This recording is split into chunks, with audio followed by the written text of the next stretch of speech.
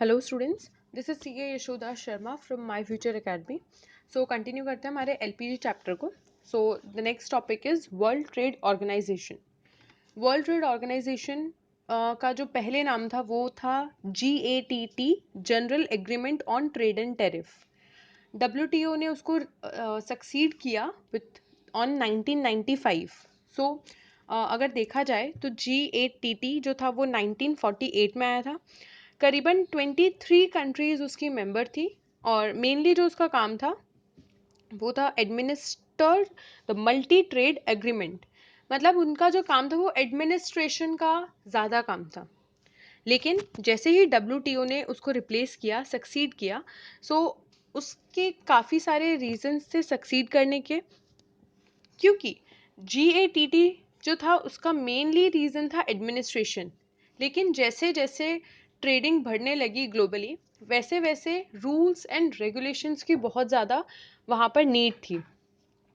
सो WTO basically क्या था? Rules based trading regime. यहाँ पर जो भी ट्रेडिंग थी वो रूल्स बेस्ड पे होती थी। काफ़ी सारे रूल्स बनाए गए। किस चीज़ के लिए रूल्स? ताकि कोई भी आर्बिट्ररी रेस्ट्रिक्शन ना लगाए ऑन ट्रेड। मतलब क्या होता था कि पहले कंट्रीज, सपोज इंडिया और अगर हम चाइना की बात करें, तो इंडिया इंपोर्ट कर रही थी चाइना से। लेकिन चाइना की कंट्री में क्या कुछ रिस्ट्रिक्शंस लगा दिए जाते थे कि आप इंपोर्ट नहीं कर सकते इंडिया से, राइट? यानी इससे क्या हो रहा था, इंडिया को नुकसान हो रहा था और चाइना को फायदा हो रहा था कि हमारा पेमेंट तो इंडिया चाइना में जा रहा है लेकिन चाइना से हमारी कंट्री में कुछ नहीं आ रहा, राइट? सो इस तरीके की सिचुएशन को अवॉइड करने के लिए WTO लाया गया, जिसने बहुत सारे रूल्स एंड रेगुलेशंस लगाए गए ताकि इस तरीके की चीज़ें ट्रेडिंग में ना हो। Next, enlarge production and trade off services. ज़्यादा से ज़्यादा प्रोडक्शन हो, ज़्यादा से ज़्यादा ट्रेडिंग हो सर्विसेज की, ताकि पूरे वर्ल्ड वाइड के जो रिसोर्सेज है उनका ऑप्टिमम यूटिलाइजेशन किया जा सके। Trade of goods as well as services. WTO ने क्या कहा था कि गुड्स का तो अभी तक ट्रेडिंग हो ही रही है, लेकिन WTO चाहता था कि सर्विस की भी वर्ल्ड वाइड ट्रेडिंग हो। जैसे कि ऑनलाइन जो अभी ट्रेडिंग होती है, जो इंटेलेक्चुअल जो IT सेक्टर है, सो WTO इसीलिए लाया गया ताकि सर्विस की भी ट्रेडिंग की जा सके।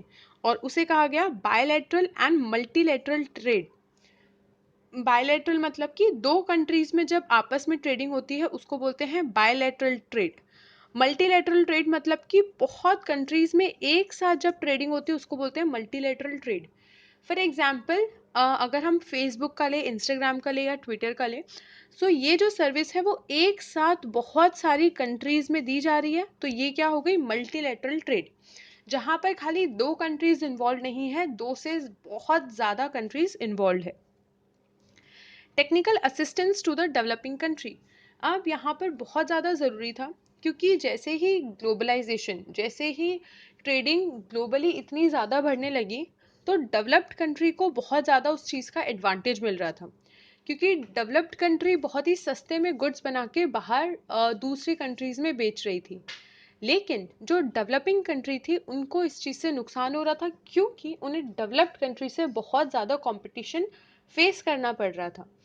इसीलिए WTO ने आके कहा कि भाई आपको चिंता करने की ज़रूरत नहीं है, आपको टेंशन लेने की ज़रूरत नहीं है, हम यहाँ पर आपको असिस्टेंस प्रोवाइड करेंगे। सो कुछ सब्सिडीज़ का असिस्टेंस प्रोवाइड किया जाता था, कुछ टेक्निकल सपोर्ट प्रोवाइड किया जाता था। सो ये रीजंस थे जिससे WTO एग्जिस्टेंस में आया। इंडिया का इसमें क्या रोल है? India India was the forefront in framing the rules and the regulations and safeguard. India जो WTO के जो भी रूल्स रेगुलेशंस और सेफगार्ड जो बनाए गए थे उसमें इंडिया लीडिंग रोल पे था। मतलब इंडिया मेन उसमें था, फोरफ्रंट था। India kept its commitment towards the liberalization of trade. India ने अपना कमिटमेंट रखा कि अगर वो WTO की मेंबर बनती है तो वो अपने ट्रेड को लिबरलाइज करेगी, जो कि ऐसा भी किया गया। इंडिया ने बहुत सारे रूल्स एंड रेगुलेशंस हटा दिए अपनी ट्रेडिंग पे, जिससे बहुत सारा एक्सपोर्ट हुआ और काफ़ी सारा इंपोर्ट भी देखने को मिला। सो ये इंडिया ने प्रॉमिस किया था, कमिटमेंट दिया था और वो इंडिया ने निभाया। Next, Indian economy during the reforms. And assessment. So यहाँ पर हम देखेंगे कि ये जो 1991 इकोनॉमिक रिफॉर्म लाया गया उसका क्या रिजल्ट रहा, उसका क्या असेसमेंट, पूरा असेसमेंट देखेंगे कि क्या पॉजिटिव इम्पैक्ट रहा और क्या नेगेटिव। सो बेसिकली जो इकोनॉमिक ग्रोथ है वो हम मेजर करते हैं बाय जीडीपी। जितना ज़्यादा जीडीपी इंक्रीज होता है हम ये मानते हैं कि इकोनॉमिक ग्रोथ उतना ज़्यादा हो रहा है। सो 1980 टू 1991 टू 2007-12 जो पूरा जीडीपी था वो 8.2%, दैट इज़ 5.6% से लेके 8.2% हो गया। यानी इस रिफॉर्म से हमें जीडीपी में ग्रोथ देखने को डेफिनेटली मिली। अगर हम इंडिविजुअल सेक्टर्स की बात करें, सो एग्रीकल्चर सेक्टर धीरे करके डिक्लाइन हुआ। एग्रीकल्चर सेक्टर का कंट्रीब्यूशन टुवर्ड्स जीडीपी डिक्लाइन हुआ। इंडस्ट्रियल सेक्टर फ्लक्चुएट किया, इनिशियली कभी बढ़ा कभी कम हुआ। और service sector goes up. Service sector हर साल सर्विस सेक्टर का कंट्रीब्यूशन बढ़ता ही गया। 13-14 की बात करें, सो एग्रीकल्चर का जो जीडीपी था वो नेगेटिव में जा रहा था, वहीं service sector again highly growth कर रहा था। इंडस्ट्रियल सेक्टर पहले बीच में स्टेगनेंट रहा लेकिन वापस से इंडस्ट्रियल सेक्टर इंक्रीज हुआ। यानी इंडस्ट्रियल सेक्टर की अगर हम बात करें तो इंडस्ट्रियल सेक्टर ने हर साल हमें फ्लक्चुएशन ही दिखाया है। एग्रीकल्चर सेक्टर डिक्लाइन हुआ और सर्विस सेक्टर ग्रो अप हुआ। Growth in FDI, FII has increased. Foreign direct investment and foreign institutional investment. So ये जो था वो भी हमें दिखा कि वो इंक्रीज हुआ। ये क्या होता है? फॉरेन डायरेक्ट इन्वेस्टमेंट, मतलब बाहर की कंट्रीज जब आके इंडिया में इन्वेस्ट करती है उसे बोलते हैं फॉरेन डायरेक्ट इन्वेस्टमेंट। सो वो पहले था $100 मिलियन टू 1990 टू 91 में था। जैसे ही 1991 में हमने इकोनॉमिक रिफॉर्म्स लगाए उसके बाद 2016-17 में ये फिगर $36 बिलियन तक पहुंच गया। 36 बिलियन, 100 मिलियन से 36 billions. Foreign exchange reserve, so foreign exchange reserve $6 billion से $321 बिलियन हो गया, जो कि अभी तक का हाईएस्ट फॉरेन एक्सचेंज रिजर्व देखा गया है। प्रॉब्लम कहाँ आई? डेफिनेटली अगर हमने यहाँ पे बहुत सारे बेनिफिट देखे हैं तो प्रॉब्लम्स भी देखने को मिली। प्रॉब्लम्स आई हमारे agriculture, employment, infrastructure and fiscal management. Agriculture में हमने देखा कि प्रॉब्लम्स थी। एम्प्लॉयमेंट में भी हमें पता है कि एम्प्लॉयमेंट जैसे जैसे सर्विस सेक्टर इंक्रीज हुआ, सर्विस सेक्टर ने डेफिनेटली एम्प्लॉयमेंट दी, लेकिन जितना कंट्रीब्यूशन वो जीडीपी में दे रही थी, जितना इंक्रीमेंट जीडीपी में देखा, उतना कंट्रीब्यूशन हमारा सर्विस सेक्टर नहीं दे पाया। इंफ्रास्ट्रक्चर डेवलप हुआ लेकिन जितना टारगेटेड था उतना अचीव नहीं कर पाए and there was fiscal management में भी कुछ इश्यूज थे। अगर हम इन इश्यूज की डिटेल में बात करें, so first, growth and employment. Though the GDP growth rate has increased in the reform period, scholars point out that the reform-led growth has not generated sufficient employment opportunity in the country. जैसा हमने बात किया कि जितना percentage GDP में growth हुआ उतना percentage employment में ग्रोथ नहीं हो पाया। Reforms have not been able to benefit the agriculture. जैसा हमने देखा कि जीडीपी जो था कंट्रीब्यूशन एग्रीकल्चर का डिक्लाइन होता गया, so the growth rate has been decelerating, decrease होता गया। Public investment in agriculture sector, especially in infrastructure, which includes irrigation, power, roads, market leakage, and service and extension, has fallen in the reform period. जो भी public investment था in agriculture sector, जैसे irrigation, power, roads, ये देखा गया कि इससे हमारा जो रिफॉर्म पीरियड था उसमें डाउन ही गया है agriculture sector. Further, removal of fertilizer subsidy has led to increase in the cost of production. पहले रिफॉर्म से पहले, इकोनॉमिक रिफॉर्म से पहले फर्टिलाइजर्स सब्सिडी दी जाती थी, लेकिन इस रिफॉर्म में ये चीज़ फर्टिलाइजर सब्सिडी रिमूव कर दी गई और has led to increase in the cost of production. कोई भी चीज़ पे अगर सब्सिडी प्रोवाइड की जाती है, सब्सिडी मतलब कि सपोज अगर कोई 100 की चीज़ है तो गवर्नमेंट बोलता है कि कुछ percent, suppose 40%, 40 rupees government bear करेगा, बाकी 60 रुपीज़ ही हमें बेयर करने पड़ेंगे। लेकिन रिफॉर्म्स में ये सब्सिडी हटा दी गई, जिससे पूरा का पूरा कॉस्ट एग्रीकल्चर फार्मर को ही बेयर करना पड़ा और उससे क्या हुआ, कॉस्ट भी इंक्रीज हो गई. This sector has been experiencing a number of policy changes such as reduction in import duties on agricultural products. सो ये जो सारी चीज़ें थी कि बहुत सारी पॉलिसीज चेंज की, ड्यूटीज़ ऑन एग्रीकल्चर प्रोडक्ट्स पे ड्यूटीज़ लगा दी गई, रिडक्शन इम्पोर्ट्स के जो प्राइजेस थे वो रिड्यूस कर दिए गए. सो इन सारी चीज़ों से हमारे फार्मर्स को बहुत ज़्यादा कंपटीशन देखना पड़ा इंटरनेशनली, क्योंकि अब पहले क्या हो रहा था, खाली हमारे फार्मर्स जो प्रोड्यूस कर रहे थे इंडिया वो ही कंज्यूम कर रही थी. लेकिन अब क्योंकि इंपोर्ट्स पे ड्यूटी हटा दी गई थी, सो बाहर की कंट्रीज से भी एग्रीकल्चर प्रोडक्ट आने लगे, जिसकी वजह से हमारे फार्मर को ये कंपटीशन देखना पड़ा. साथ ही साथ एक्सपोर्ट ड्यूटीज भी हटा दी गई.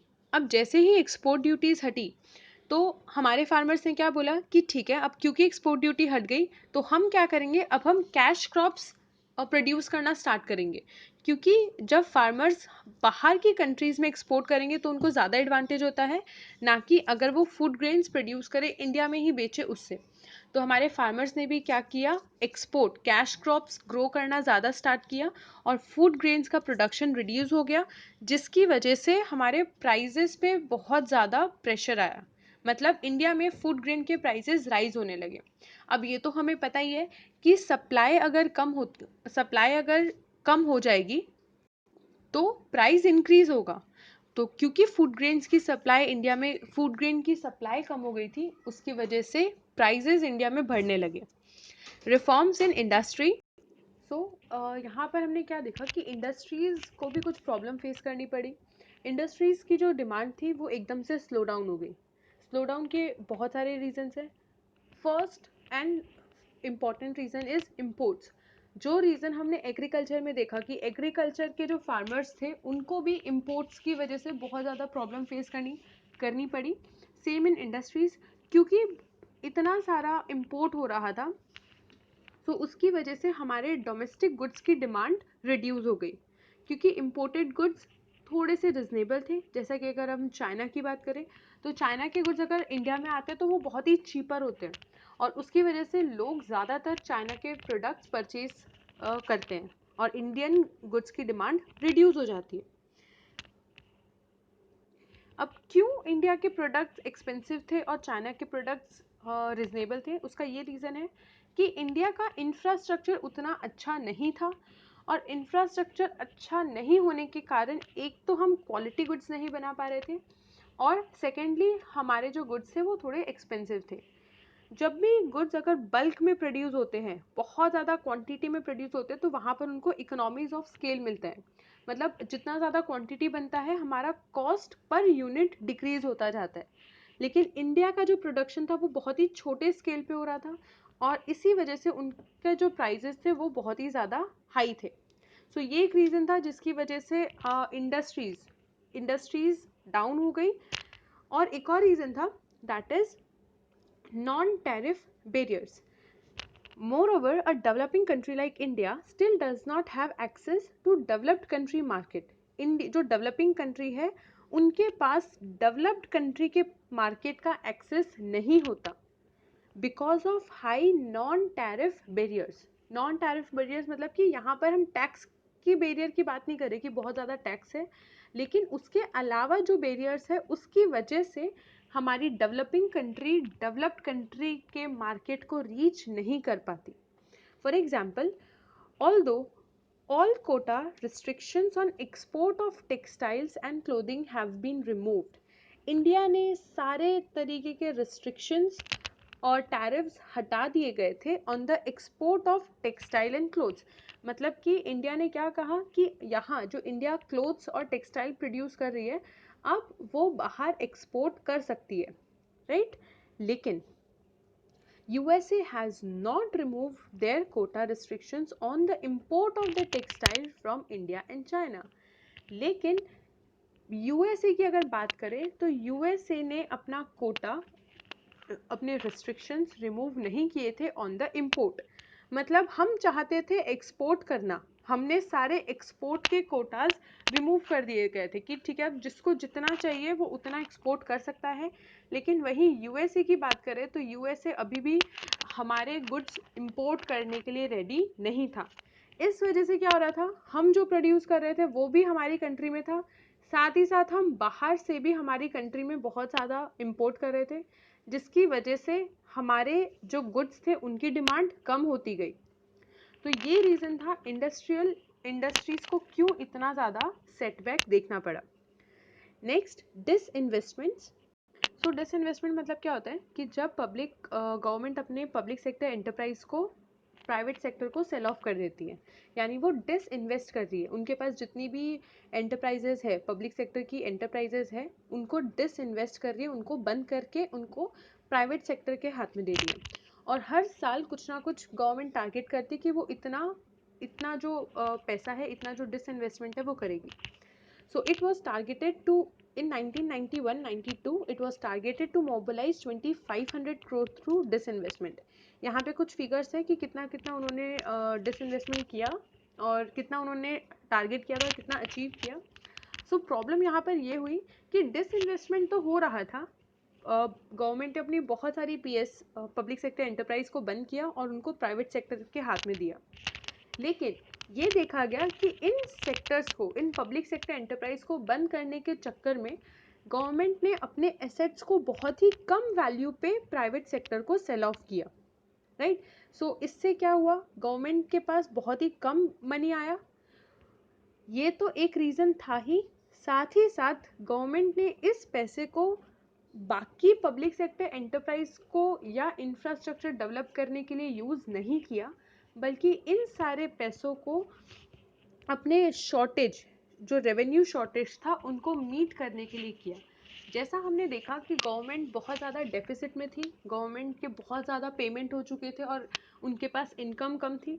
सो जब भी गवर्नमेंट अपनी पब्लिक सेक्टर एंटरप्राइज को प्राइवेट सेक्टर को सेल ऑफ करती थी, वो जो सारा कंसिडरेशन था, वो जो सारा मनी था, वो गवर्नमेंट इंफ्रास्ट्रक्चर पे ना इन्वेस्ट करके अपने ही शॉर्टेज को पूरा करने के लिए यूज़ करती थी।